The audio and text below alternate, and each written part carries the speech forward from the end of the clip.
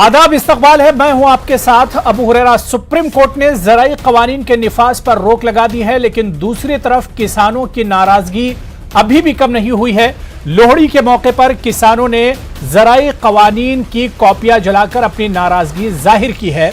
इससे पहले अदालत ने क़वानीन के निफाज पर ता हुक्म सानी रोक लगा दी है।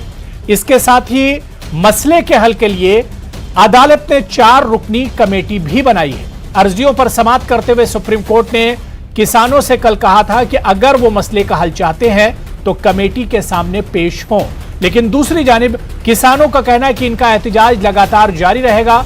किसानों ने सुप्रीम कोर्ट की तश्कील करदा कमेटी के अरकान पर भी शक व शुबहात का इजहार किया है। अब यहां सवाल यह उठता है कि क्या सुप्रीम कोर्ट का फैसला सरकार के लिए झटका है या फिर इसे सरकार के लिए एक बड़ी राहत समझा जाए। और सवाल यह भी उठता है कि क्या इतना सब कुछ करने के बाद या फैसला मामला अदालत में जाने के बाद भी किसी नतीजे पर नहीं पहुंच पाए हैं, क्योंकि किसान नाराजगी का इजहार कर रहे हैं और सुप्रीम कोर्ट ने जो कमेटी तश्कील दी है उस पर किसानों ने शक व शुबहात का इजहार किया है। अब बड़ा सवाल यही उठता है कि आखिर मसले का हल कैसे होगा। जब किसान इस कमेटी पर भरोसा नहीं कर रहे हैं तो नतीजे पर कैसे पहुंचा जाएगा।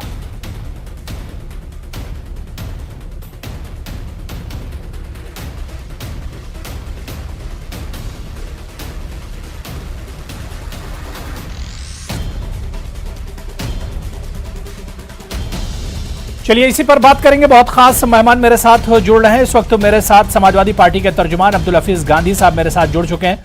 अब्दुल हफीज गांधी साहब, न्यूज़ 18 उर्दू में आपका बहुत इस्तकबाल है। कुछ देर में हमारे साथ किसान लीडर और इसके अलावा बीजेपी और कांग्रेस के तर्जुमान भी इस डिबेट का हिस्सा होंगे।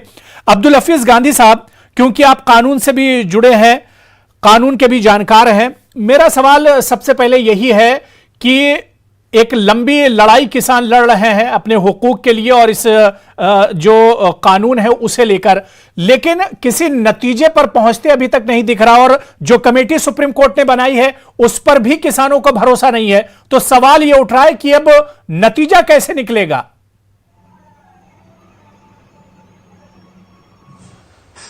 देखिए अबू हुरैरा साहब, जो हमारा संविधान है, आइन है, उसमें हर किसी का रोल डिफाइंड है। सुप्रीम कोर्ट का अपना रोल है, सरकार का अपना रोल है और पार्लियामेंट का अपना रोल है। जहां तक मुझे कानूनी जानकारी है, सुप्रीम कोर्ट का काम कभी भी मध्यस्थता नहीं रहा है, यानी कि मीडिएशन नहीं रहा है। मान के चलें कि मीडिएशन में जो मेंबर्स होंगे वो पार्टी से पूछकर बनाए जाएंगे और वो न्यूट्रल और इंडिपेंडेंट मेंबर्स होने चाहिए। लेकिन जिस तरह के मेंबर्स के नाम सामने आ रहे हैं, जो 4 मेंबर्स होने चाहिए, लेकिन जिस तरह के मेंबर्स के नाम सामने आ रहे हैं, जो 4 लोगों के नाम सामने आ रहे हैं, वो प्रो कानून है, प्रो फार्म रिफॉर्म है, वो ओपन मार्केट को हमेशा उन्होंने सपोर्ट किया है। तो ऐसे में एक कानून का और नियम है जो ये कहता है जी। तो ऐसी सिचुएशन में जब पूरे 4 मेंबर्स इस कानून को सपोर्ट करते आए हैं, उन्होंने आर्टिकल भी लिखे हैं और उन्होंने ये भी कहा है कि इन कानूनों को वापस नहीं लिया जाना चाहिए, तो जो कमेटी सुप्रीम कोर्ट ने तश्कील दी है उस पर मैं समझता हूं कि किसानों को भरोसा करना, किसानों का भरोसा करना, उस पर मैं समझता हूं कि किसानों को भरोसा करना, किसानों का भरोसा करना उस पर बहुत मुश्किल हो पाएगा। और इसीलिए मैं आपको बताऊं कि किसानों ने मंडे को ही, जब सुप्रीम कोर्ट ने कहा था कि हम अपना फैसला ट्यूसडे को देंगे, मंडे की शाम को ही सुप्रीम कोर्ट से किसानों ने कह दिया था कि हम सुप्रीम कोर्ट अगर कोई कमेटी बनाता है तो हम उस कमेटी के सामने नहीं जाएंगे। उसके बावजूद भी सुप्रीम कोर्ट ने ट्यूसडे को एक कमेटी बना दी।